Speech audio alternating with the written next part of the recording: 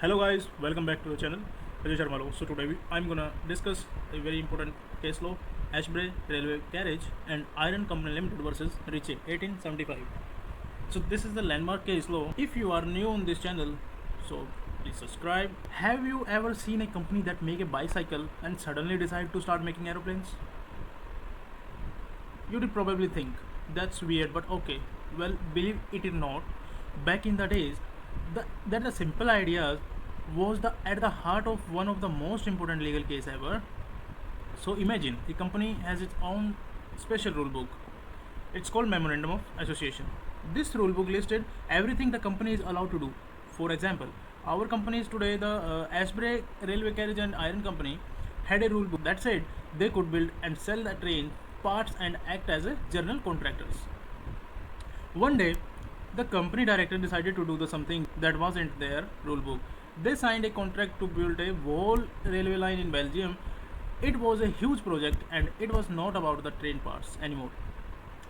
After signing the deal, the company changes its mind and they said to the another person, sorry, no, we cannot do this. Our own rule book doesn't allow it. The other person of the course was furious and sued them.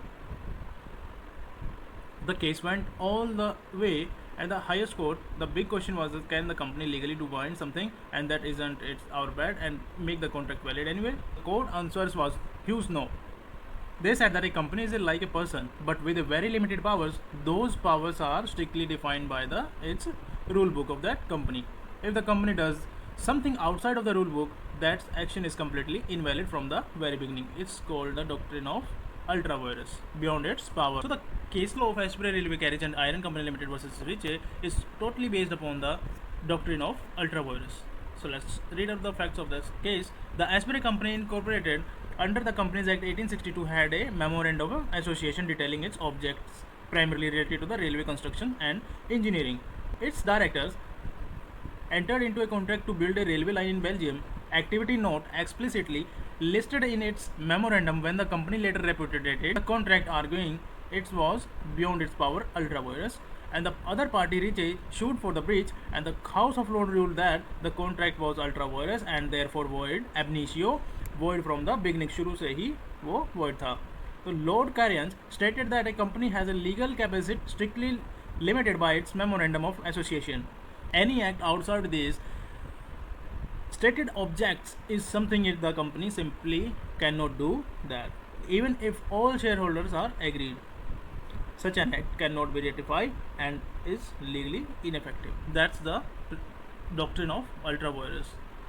This case created a legal rule called the ultra vires, which is the Latin for beyond the powers. It's mean if you are a company and you do something outside of your listed activities, it's not a real action, and you any contract you made for it's void. It's as if it never happened.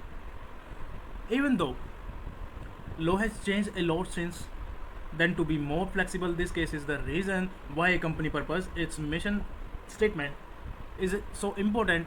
It defined the very idea that a company has a legal identity with clear limits. So the next time you hear about a company, just remember that they cannot just do whatever they want. They have a rule book, and for a long time breaking it made a serious trouble.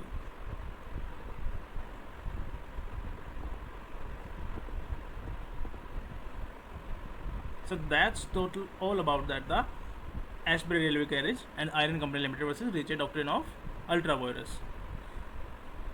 This case cemented the principle that a company objects clause acts as charter, defining its power and protecting both the shareholders and creditor while limiting the scope of its operation. जो भी उन्होंने mention करा है अपना objects, वो उसी के अंदर ही काम करेंगे, उसी के अंदर ही डील करेंगे. ऐसा नहीं है कि अगर कोई कंपनी पहले से उसमें मेमोरेंडम में उन्होंने अपने ऑब्जेक्टिव में ये सब लिखा है कि वो रेलवे मैन्युफैक्चर करेगी या फिर कुछ भी मान लेते हैं जैसे साइकिल के पार्ट्स बनाएंगी, वो उसने मेमोरेंडम में मेंशन कर रखा है. लेकिन ऐसा नहीं है कि वो कंपनी एरोप्लेन्स के पार्ट बनाने शुरू कर दे. नहीं, ऐसा नहीं होगा. ये बियॉन्ड इट्स पावर हो जाएगा. तो बेसिकली ये उसी प्रिंसिपल के ऊपर बात करता है, doctrine of ultra vires. So thanks for watching. If you found this video helpful, so don't forget to like, share and subscribe. Okay, bye bye guys.